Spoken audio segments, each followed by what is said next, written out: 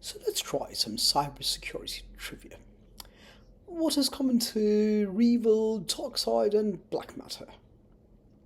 What are they? Are they ransomware and ransomware as a service groups, which are basically groups that sell ransomware as a service? So they'll do all the ransomware attacks. You just have to point them to the target. Oftentimes, might be to a company or an organization that you know or even work for. So, are they ransomware and ransomware as a service group? Batman's nemesis, henchmen for hire on the darknet? What do you think they are? Next, Uber's internal systems were hacked in the early 2020s. How did the attackers infiltrate the system? Did they try technical zero-day Uber systems update? Was an Uber driver hijacked and forced to reveal passwords? Or did they use social engineering, which is a way to lure people, be a confidence trickster, and get into an employee Slack account? Then, what is a cyber snow day in the US? When cybersecurity centers are shut down because of snow, when K through 12 schools are closed because of cyber attacks on schools, a national holiday for cybersecurity sales discounts. So let's check. First one, of course, is Revil, Darkside, and Black Matter. They're all ransomware and ransomware service groups. So they've attacked everything from the Colonial Pipeline, Kaseya VSA, US Agriculture, Olympus cameras, and so forth. Uber's internal systems were hacked using social engineering, where the hackers used the employee Slack account, which a Slack account is basically very much like a messaging setup, So, and then what is a cyber snow day in the US? And the answer is when K through 12 schools are closed because of cyber attacks on schools. So what's important to understand is the fault, dear Brutus, is not in our stars, but in ourselves, right? This is what Cassius says in Shakespeare's Julius Caesar. And that is the problem. It's the trilemma. You can't have all three. You can't have convenience and privacy and security. If you have convenience, then if you want convenience and privacy, you might have to give up security, because you might want a nice way of seeing things and finding things whenever you want to, knowing exactly where you visited, what you looked at, but you also want privacy, so you might have to let a third party snoop into your account to see what's going on. Now you could trust that third party, but you have to give up a little bit of security. On the other hand, if you want convenience and security, you might have to give up on privacy. If you want privacy and security, you have to, of course, give up on convenience, right? So, security and privacy, and we've talked about the panopticon, which is the all-seeing eyes, right? Like the eyes of Sauron, sees everything.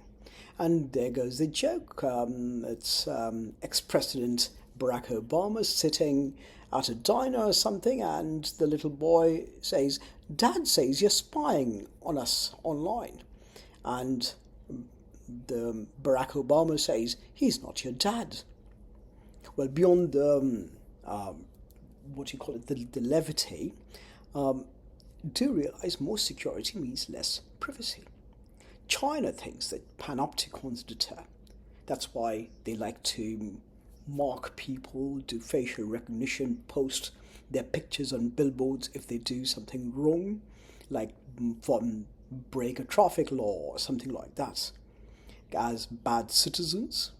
But again, you're getting rid of privacy. More security means less privacy. Pegasus and Echelons, these are all sniffing software, and they are sniffing systems. They try to tap every single phone message, decrypt them, and figure out what are they talking about. Is there an impending attack happening? So again, remember that sometimes leaving privacy is a sign of the times, right? If suddenly a country is attacked, privacy goes out the window. Same thing, and there's something called OSINT. If you get a chance, look at it. It's called Open Source Intelligence and Surveillance, right? So you can actually try out OSINT and even be a part of a crowdsourced community that would try and figure out what's going on, whether you want to talk about an archaeological dig, or you want to figure out where the Russian military is moving people and machines into Ukraine. You can try a variety of different things, from spotting interesting nebulae out in space to figuring out nuclear reactors around the world. So understand that ransomware and hacks are costly, and that's why managing cybersecurity becomes so important. 8.2 million is the average cost of a breach in 2019. $242 is the cost per breach. PII stands for Personally Identifiable Information Record. $429 per record for personal health information. And 80% of consumers are more likely to do businesses with companies that have never experienced a cybersecurity event. But the question becomes, whose job is it to protect and serve us? The government or companies? Who will guard the guards, right? Who is the one that provides the right oversight? Or should we trust one or the other, the government or the market, knowing that I have full faith in you? So, do understand, in cybersecurity, business processes matter. You can have fantastic technologies, as I've mentioned previously, but if you have a system where they expect you to print out patients' health information, place them on the counter, or have people fill out their social security number and all their allergies while sitting down at a busy medical clinic, while others can simply look at exactly what information they're typing, it really doesn't matter how good your technology is. You've got bad processes. So securing systems, do understand that. The most interesting thing is that most attacks, a very famous attack was just nearly destroying all of the Spanish Armada in 1588 by Francis Drake, who was a privateer. And it's called Singeing of the Spanish King's Beard, where what he did was he disguised his flotilla as a Franco-Spanish flotilla and attacked the Cadiz harbor when people didn't expect it. But the process was such that if you looked at something that looked like a ship that you would let it in. And of course, they bombarded the whole place. They lit fires and destroyed a large part of the Spanish Armada. Same thing in the ransomware age. It started in 1989, the first ransomware, with somebody called Dr. Pop, who basically knew that the process by which conferences work is they give away a lot of things for free. So he also disguised something as an AIDS information virus disk, AIDS information disk that contained a ransomware virus, and gave it to people. And the process was everybody tries things out. And of course, people took it back home, put it in their computer, and it installed a malware, and suddenly it said, unless you pay me this amount of money, your computer will not move past this particular locked screen. So understand that the lack of security destroys trust. We talked about denial of service and distributed denial of service, where you basically overwhelm a server so much that it's no longer available to anybody else. Then, of course, you've got intrusion mechanisms from social engineering and sniffing. Viruses and worms. Viruses, again, are basically malware. So they're all malware, right? Bad software is malware that embeds itself into a particular system or a particular software. Worms are very much like viruses, but they crawl from one to the other to the other. And then, of course, you've got internal attacks by employees who can disrupt systems by writing some kind of a deadly code, which seems to be innocuous except when it runs. And then, of course, you've got things like dumpster diving, where companies even use, this is called industrial espionage, where they'll say, all right, why don't you go and pick up all the dumpsters from this executive's house, an executive for a particular company, and then just bring back the entire dumpster, because when we're at home, we tend to be less cautious and we might throw away documents, hard drives, thinking that, well, it's all right here. And there are other companies who actually hire people, oftentimes garbage bin collectors, to say, all the things you find at this address, bring them over, because we'd love to rummage through and see if we can find something interesting.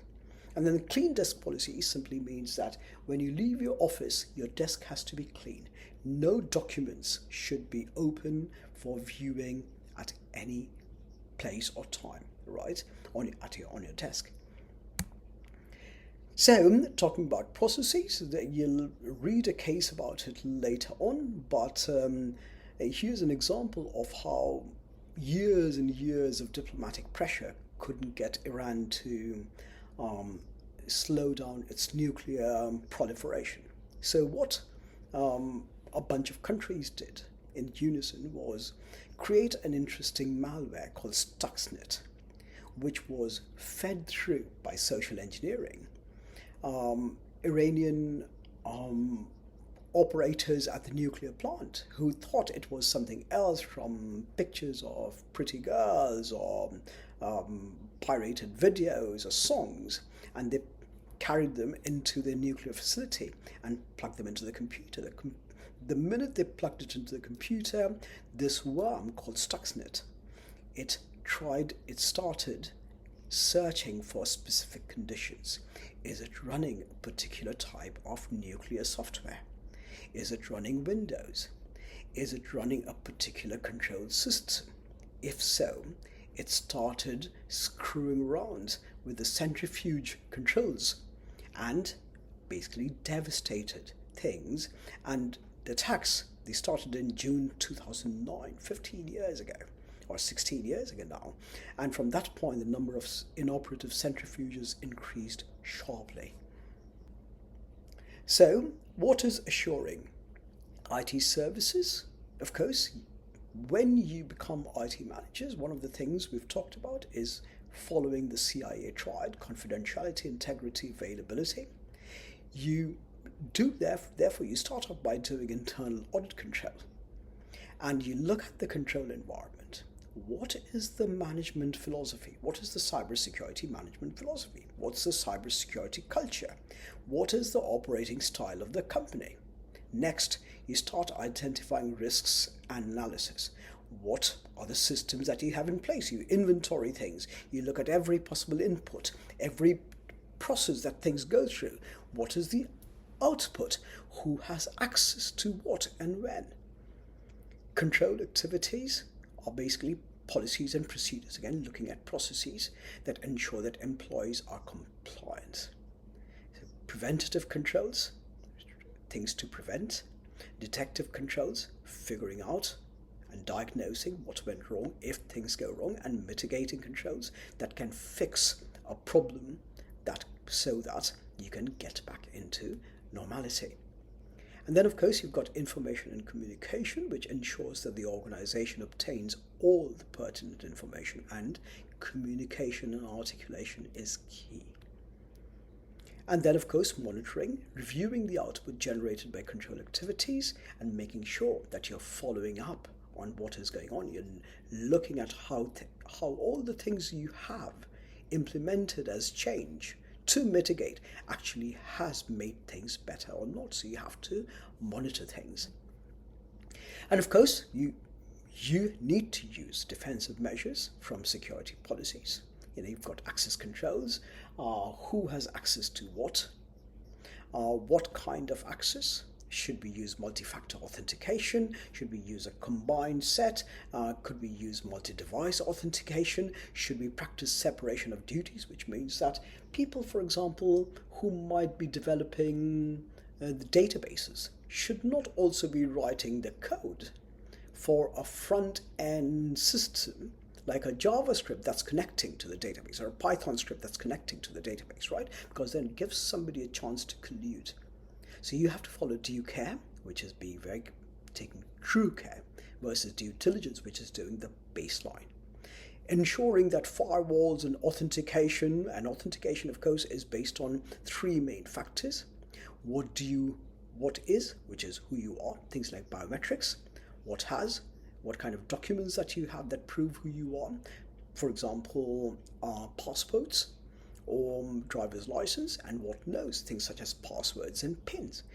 Best way is to combine them together, right? Use biometrics in combination with documents, in combination with a password. That's what makes it useful.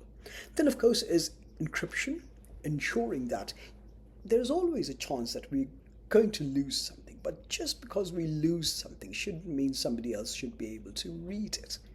So in order to hide that, you have to learn to do encryption or manage encryptions. And then, of course, patching and change management, ensuring that systems are released.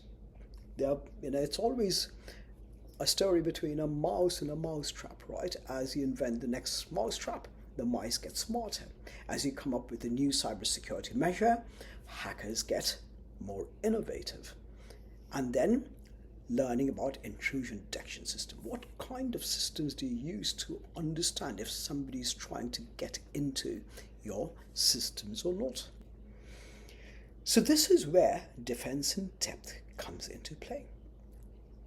Tying everything together. You need to, of course, have physical defense, guards, ID, documents, key cards, door locks, perimeter defenses. You need to have technical defenses for intrusion detection systems, firewalls, switches, antiviruses, and so forth. You need to have personal or human defenses. People need to have proper training, proper awareness, should monitor people, should intervene whenever there's something going wrong. And then, of course, the last one, and one of the most important ones, is procedural defense, which is how do you identify problematic processes? How do you inventory all your processes?